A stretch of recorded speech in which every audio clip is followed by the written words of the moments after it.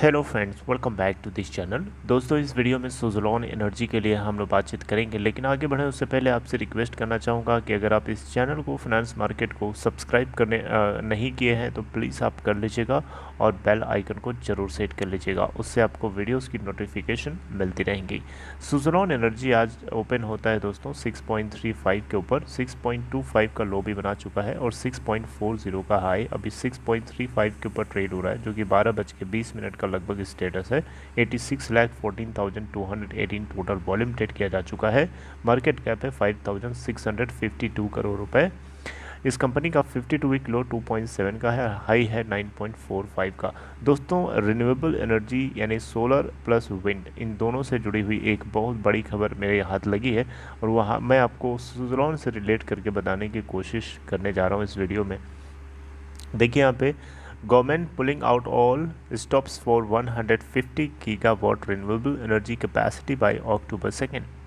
यानी भारत सरकार वो सारे बैरियर्स को हटाना चाहती है जो 150 गीगावाट के रिन्यूएबल एनर्जी टारगेट को अचीव करने में सामने आ रहा है, रोड ब्लॉक की तरह काम कर रहा है। और ये जो टारगेट है दोस्तों अक्टूबर 2 तक सेट किया गया है, यानी अक्टूबर 2 तक ये टारगेट जो है एनी हाउ अचीव करना है। 150 गीगावाट बहुत बड़ा नंबर है, बहुत बड़ा नंबर है दोस्तों। यहाँ पे अगर आप देखें तो इस एफर्ट का एक पार्ट होने के नाते देखा जाए तो 2.2 गीगावाट जो है वो गांधी जयंती तक जो है कमीशन किया जाना है और अनदर 2.32 गीगावाट जो है 31 अक्टूबर तक ये जो कमीशन किया जाना है। और जो इनिशिएटिव है दोस्तों, ये 2021 यूएन क्लाइमेट चेंज कॉन्फ्रेंस का एक बहुत बड़ा हिस्सा है। उसी के उसी के रेफरेंस से ये इनिशिएटिव लिया गया है, राइट, ताकि ग्लासगो अक्टूबर 31 तक जो है शुरू हो सके। आपको बताना चाहूँगा, ये इतना बड़ा जो नंबर है इसमें कहीं ना कहीं सुज़लोन एनर्जी भी तो कंट्रीब्यूशन दे सकता है। बताइए ना, दे सकता है कि नहीं? बिल्कुल दे सकता है, क्योंकि Suzlon energy limited wind power के ऊपर ही काम करने वाली एक बढ़िया कंपनी है। ये चाहे तो इसमें कंट्रीब्यूशन कर सकती है, लेकिन क्या एक्चुअली में चल रहा है इस कंपनी के अंदर, उस चीज़ को हम लोग जानने के लिए एजीएम का इंतज़ार तो कर रहे थे, लेकिन एजीएम हुई और एजीएम में क्या फ़ैसला लिया गया इसको अभी तक क्लियर तरीके से डिस्क्लोज नहीं किया है मैनेजमेंट ने। ये अपने आप में बहुत ही दुख की बात है। ये शेयर होल्डर्स के साथ धोखा नहीं तो क्या, छुपाने वाली बात ये गलत है। आप पब्लिक लिस्टेड कंपनी है, आप अपनी चीज़ों को अब पब्लिक लिस्टेड होने के बाद भी आप छुपा रहे हो, it means you are doing something not good. खैर, जो भी है दोस्तों, वो चीज़ हम लोगों को इस कंपनी के नंबर्स के ज़रिए साफ साफ झलकती है और हाँ, कहीं ना कहीं स्टॉक प्राइस भी उस चीज़ को रिफ्लेक्ट कर रहा होता है, और जो कि बिल्कुल भी सेटिस्फैक्टरीली नहीं है। सबको ये एक तरीके से देखा जाए तो रुला चुका है इस स्टॉक ने। 6.30 से 6.50 के बीच में इस तरीके से चल रहा है जैसे लग रहा है कि इसको किसी ने उसमें फंसा दिया, एकदम जानबूझ करके इसको ना चढ़ने दिया जा रहा है, ना नीचे 6 के गिरने दिया जा रहा है। जो भी ये खेल रहा है बहुत लंबी तरीके से खेल रहा है। खैर, यहाँ पे अगर हम टारगेट की बात करें तो 150 गीगावाट का जो टारगेट है दोस्तों 2 अक्टूबर तक का है।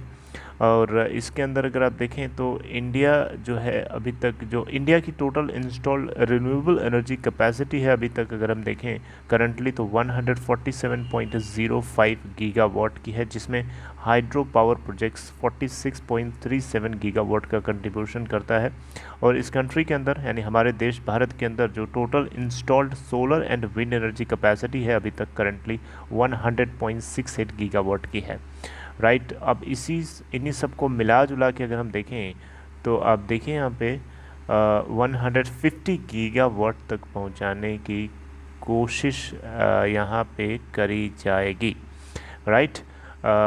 ओके, आप देखें यहाँ पे तो 2.95 गीगावाट जो है जो अक्टूबर 2 तक जो है कमीशन किया जाना है।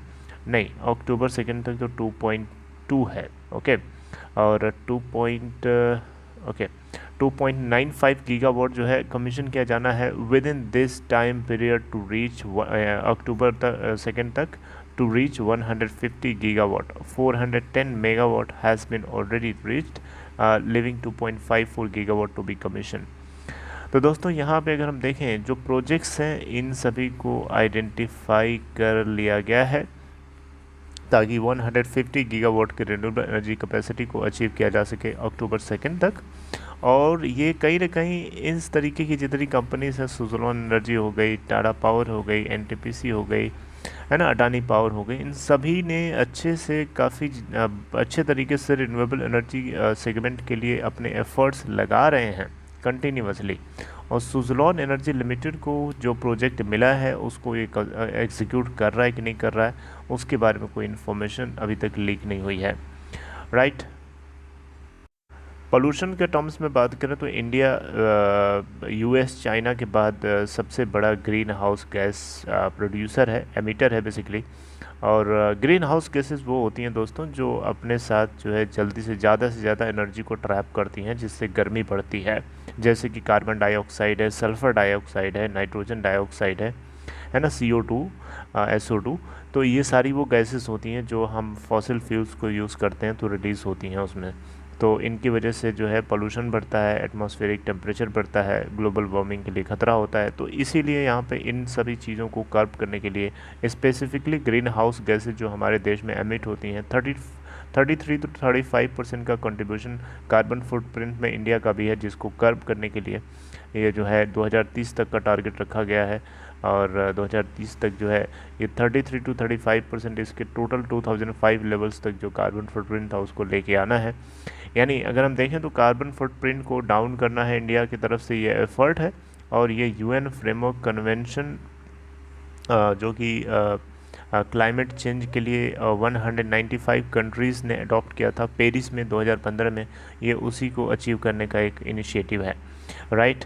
और यहाँ पे अगर आप देखें तो कंट्री यानी हमारा देश भारत जो है, और मतलब 40% इसके total installed power generation capacity का ऑलरेडी जो है कमिटेड हो चुका है 2030 तक पाने के लिए। बहरहाल अगर आपको मोटा मोटा मैं बताऊं तो ये एक बहुत बड़ा नंबर होता है 150 गीगावाट। और 150 गीगावाट को अचीव करने के लिए भारत के अंदर सुज़लोन एनर्जी लिमिटेड भी एक अपना इम्पोर्टेंट कंट्रीब्यूशन दे सकता है। मैं रेफरेंस मेरा सुज़लोन की तरफ ही है, बेसिकली मैं सेंटर्ड हूँ सुज़लोन एनर्जी लिमिटेड के लिए कि ये भी अपना एक कंट्रीब्यूशन दे सकता है जैसे बाकी कंपनीज दे सकती हैं, जैसा कि आपको पता है। अगर आपको ये कंटेंट छोटा सा अच्छा लगा हो तो इस वीडियो को लाइक करके इनकरेज करिएगा। बाकी मेरी नज़र हमेशा सुज़लोन एनर्जी लिमिटेड पर पड़ी रहती है, ताकि कोई इन्फॉर्मेशन आए जल्दी से आप लोगों तक बताने की कोशिश करूं। चलिए आगे मिलते हैं नेक्स्ट वीडियो में, टेक केयर।